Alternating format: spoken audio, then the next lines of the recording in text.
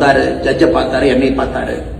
அவர் சொன்னாரு, இது வரைக்கும் 8 பேர்த்து மேல டிஃபமேஷன் கேஸ் போட்டிருக்கேன், 6 பேர்த்துக்கிட்ட அப்பாலஜி வாங்கியிருக்கேன், ஒரு மேகசின், ஒரு தனியார் பத்திரிகை 25 லட்சம் ரூபாய் நஷ்டீடு வாங்கியிருக்கேன்.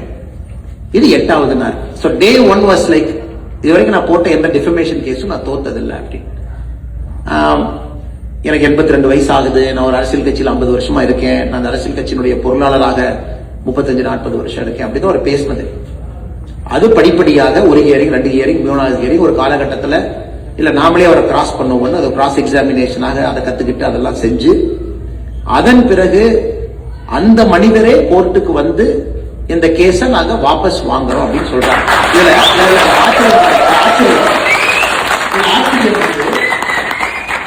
ஒரு 4 பேர் பத்திரிகையில் எழுதுறான். அப்ப அவரு வாபஸ் வாங்குறோம்னா இவங்க 2 பேரும் காம்ப்ரமைஸ் ஆயிட்டாங்களா? அப்ப அண்ணாமலை காம்ப்ரமைஸ் அகைன்ஸ்ட் கரப்ஷன். அப்பதான் நான் நினைச்சேன், முதல்ல சில பேருக்கு, ஒரு பத்திரிகை நண்பர்களுக்கு பேசிக் அறிவை நம்ம கொடுக்கணும். யாரோ ஒருத்தர் என் மேல கேஸ் ஃபைல் பண்றாங்க, I am the accused, somebody files a case on me. Case file பண்ணவங்க அதை வாபஸ் வாங்குறாங்க. அப்ப what have got to do with case file பண்ணவங்களுக்கும் எனக்கு என்ன சம்பந்தம்? கேஸ் ஃபைல் பண்ணவங்க எப்பனாலும் வாபஸ் வாங்கலாம், எனக்கு அதுக்கும் எந்த சம்பந்தம் இல்லை. இந்த கேஸ் நடக்க கோர்ட்ல ஒரு ஏதோ ஒன்று சொல்றாரு, நான் அந்த கோர்ட்ல அங்கேயே சொல்றேன், என்னை பத்தி அவதூறு சொல்றாரு, நான் இங்கேயே கேஸ் ஃபைல் பண்ணுவேன் மறுபடியும். அதுக்கு அவர் சொல்றாரு, இல்ல கோர்ட்டுக்குள்ள பேசுற விஷயம் ப்ரொடெக்டட், கோர்ட்டுக்குள்ள நம்ம பேசுற விஷயம் வந்து protected, it's not a public place. நான் ஆர்கியூ பண்றேன், இல்ல 50 பேர் பார்த்துட்டு இருக்காங்க, எனக்கு அதெல்லாம் என் மனசு எனக்கு கஷ்டமாகுது, என்னை பத்தி தவறா சொல்றாரு, we have to file a case, சண்டை போட்டு அந்த கேஸை அக்செப்ட் ஆகும். அந்த ஜட்ஜி என் கம்ப்ளைண்ட்டை வாங்கிக்கிறாரு, கம்ப்ளைண்ட்டுக்கு நம்பர் ஆகல.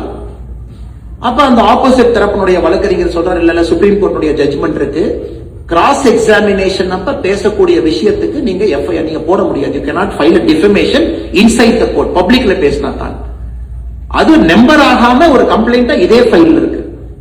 சோ இந்த மனிதன் கேஸ் போட்ட ஒரு மனிதன் போய் வாபஸ் வாங்குறாரு, நம்பர்டு ஃபைல், நம்பர் ஆகாத ஃபைல் அது இருக்கு, அதுக்கு 2 பேர் எழுதுறாங்க. அப்ப அண்ணாமலை கேஸ வாபஸ் வாங்கினாரா, அவரு கேஸ வாபஸ் வாங்கினாரா? எனக்கு தெரியல. அதனால this is the level of political discourse it has come. நான் ஒரு ட்வீட் போட்டேன், நான் சொன்னது எல்லாம் உண்மை, இன்னைக்கு உண்மை, நாளைக்கு உண்மை.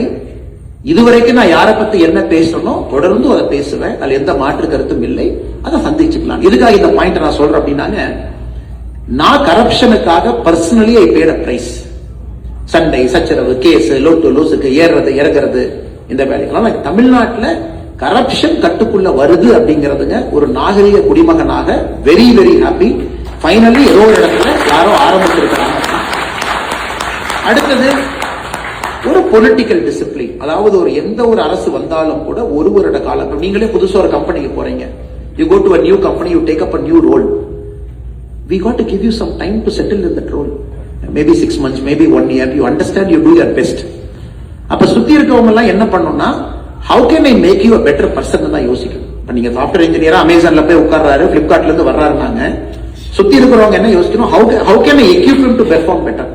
அதனால இன்னைக்கு என்னுடைய திங்கிங் என்னன்னா, ஒரு வருட காலம் நாம சப்போர்ட் கொடுப்போம், எக்யூப் பண்ணுவோம், பெட்டரா பெர்ஃபார்ம் பண்ணணும், தடைக்கல்லை போட வேண்டாம் அப்படிங்கிறது 2வது நிலைப்பாடு. அதனால நம்ம எந்த விஷயத்தை சொன்னாலும் கூட அறிவுறுத்துகின்றோம், சொல்லுகின்றோம், இதை நீங்க பாருங்க, ஒயிட் பேப்பர் ரிலீஸ் பண்றோம், உங்க ஆள்கிட்ட பேசுங்க, டிஸ்கஸ் பண்ணுங்க, இப்படித்தான் நம்ம சொல்றோம். 3வது, இன்னைக்கு தமிழ்நாடு புறையோடி போயிடுச்சுங்க, புறையோடி போயிடுச்சு.